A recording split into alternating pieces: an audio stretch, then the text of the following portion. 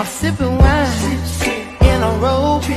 I look too good to be alone. Guys, welcome to my to this video, guys.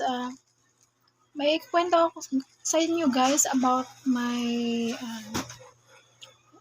sa ano po, guys, sa work. Yan, guys, simula pa lang, guys, nung pagpasok ko nung umpisa pa lang, guys, at saka nung kalaunan na nung mga 1 month na ako, guys. Ganito ang nangyayari kasi, guys, na parang ang nangyayari is yung kasama kong garden is nagkaroon kami ng sagutan. Yan ang nangyayari sa amin, guys. Kasi kumbaga hindi maganda yung pinapakita niya sa akin na asta parang na-offend ako sa niya pinapakita niya sa akin nung bago lang ako, siguro almost 1 month na ako, guys. Nung guys, nandun ako nakarobing sa likod ng aming duty is tinawag niya ako at siya, sumisigaw. Hindi ko alam kung bakit sumisigaw siya. Pwede naman niya akong lapitan or pwede naman niya akong kausapin. Pero ang ginagawa niya, nagsisigaw siya sa harap. Parang nagpapapansin siya sa mga tao. Syempre ako naman nagugulat. Ba't niya nagsisigaw sa akin? Yun, lumapit ako. Sabi niya, nagsisigaw siya about na hindi daw ako magpipirmi dun sa likuran ng mga growing at may marami daw gagawain dun sa harapan. Kukunin ko daw yung mga cart, basket, yun. Yun, guys. Tapos, nagtaka ako, guys, kasi nabigla ako. Sobrang na-offend ako sa mga sigaw niya na sinasabi niya na, oh, guard, huwag ka magpipirmi doon, ganun. Tapos talagang nag-shout siya, nagtitinginan sa amin yung mga tao. Kaya, niisip ko na lang, bakit ganun? Kumbaga, wala siya sa disiplina ang ugali niya is iba. Ngayon, hindi ako mapakali or ako talaga, guys, na parang nasama yung loob ko. Kasi ba't ganun yung inaasta niya, di ba?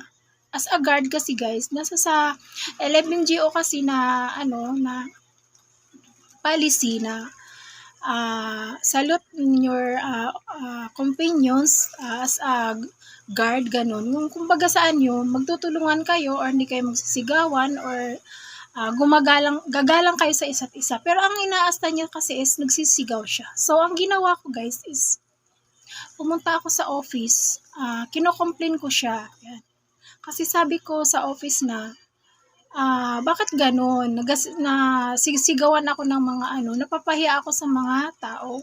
Pinagtitinginan kami. So, pwede naman niyang sasabihin, lumapit siya sa akin or na, guard, pakisuyo naman yung mga basket. Ganun ang tamang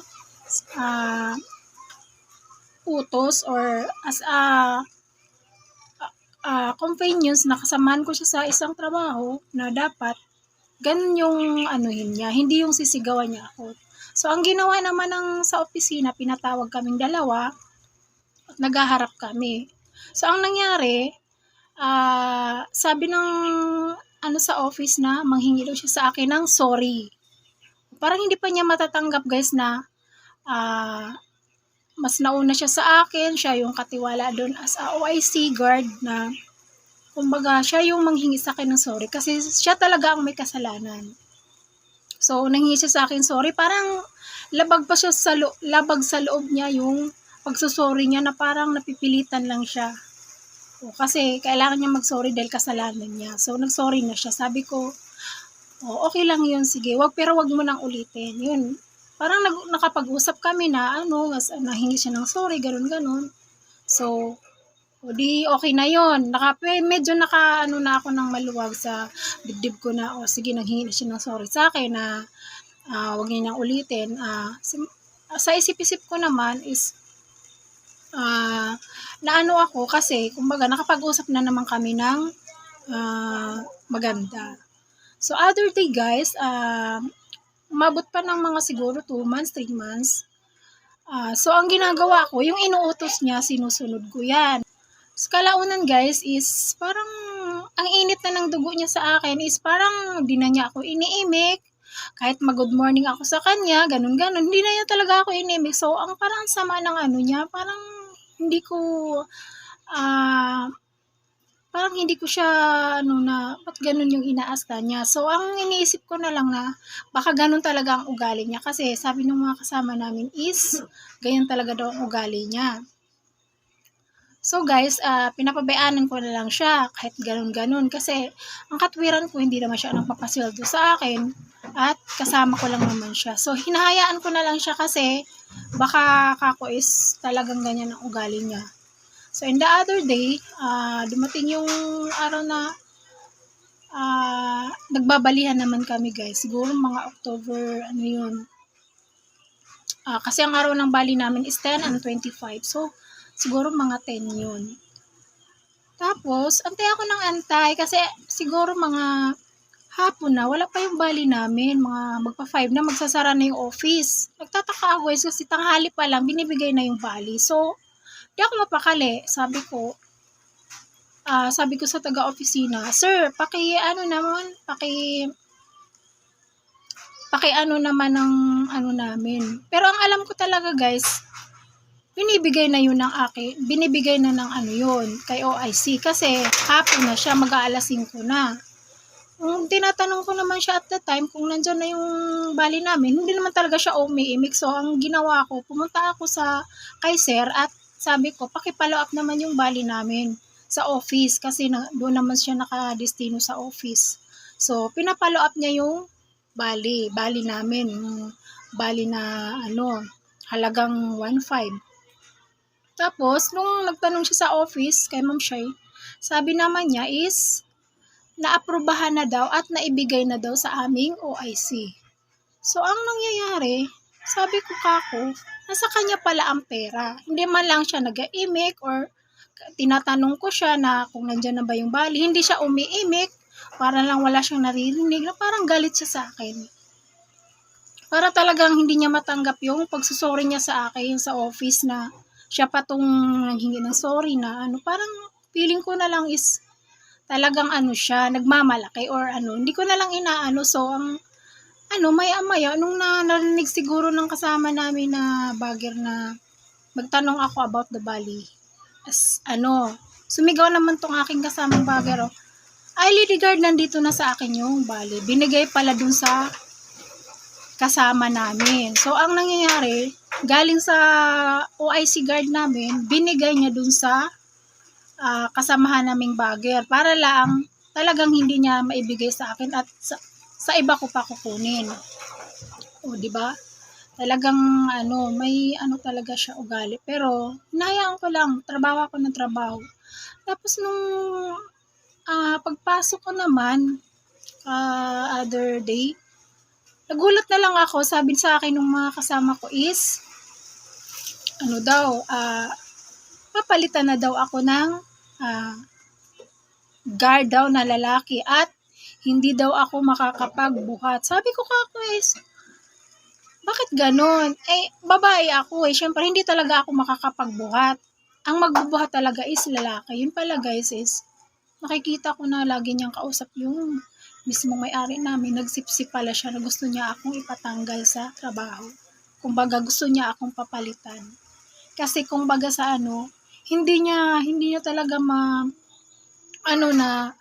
na kinakalaban ko siya or nagrereklamo ako sa kanya kasi nga ang ko naman talaga sa kanya guys is nasa tamang gusto ko lang siyang itama sa tamang pamamaraan at tamang kasi lagi kaming minsan lagi kaming sasagutan about naman dun sa mga bag na pinapasok niya na malalaking bag na naka-open, sakbit-sakbit ng mga customer. Sabi ko kako, ba't mo pinapasok yung mga bag? Is dapat hindi naman talaga pinapasok dahil ang na yun is malaking grocery.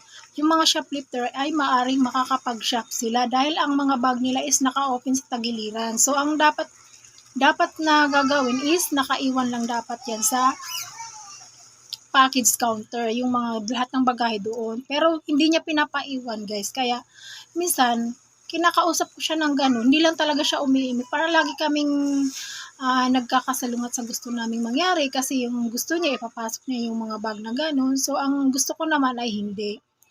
So pala guys, nagsisip-sip pala siya sa may-ari na gusto niya akong papalitan at ang reason niya is hindi daw ako makakapagbuhat. Sabi ko pa ako, talaga namang hindi dapat ako magbubuhat ng mga bagahe at ang magbubuhat talaga lalaki. So binabaliwala ko lang yun guys. Pero kumakalat na ang balita na Lady Guard, ipapapalitan ka daw at ikaw daw ay hindi makakapagbuhat. Tapos ano daw, yung lagi ka daw nagkwento-kwento. Sabi ko, hindi naman maiwasan talaga sa isang robing na minsan mapapakwento ka. Pero hindi naman umaabot ng kwento ko kako is mga 5 minutes, 2 minutes, 1 minute.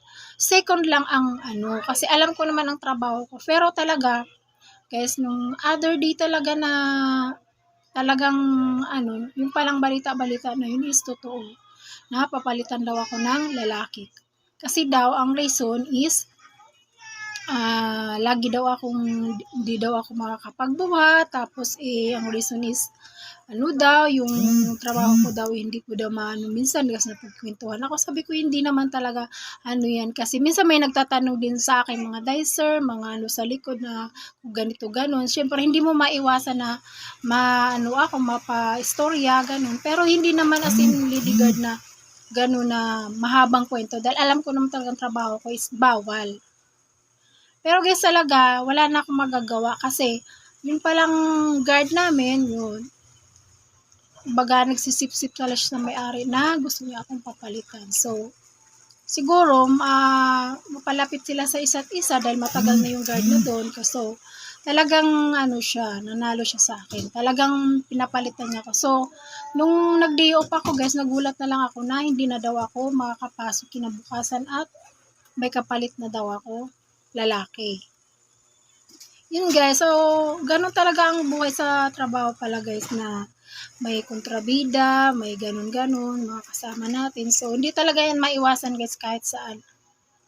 Yan guys. Yan ang kinikwento ko sa inyo na sana mapulutan ninyo ng aral yung aking kwento na huwag tayong basta-basta magtiwala sa mga kasama natin sa trabaho guys. Hanggang dito na lang guys. Thank you for watching, and kung sino pang hindi nakapag-subscribe sa aking channel guys, please subscribe. Julia Bernardo #Boholana guys. Like, comment, and bell the button para notify kayo sa aking mga video. Yan guys. Thank you for watching and see you my next video.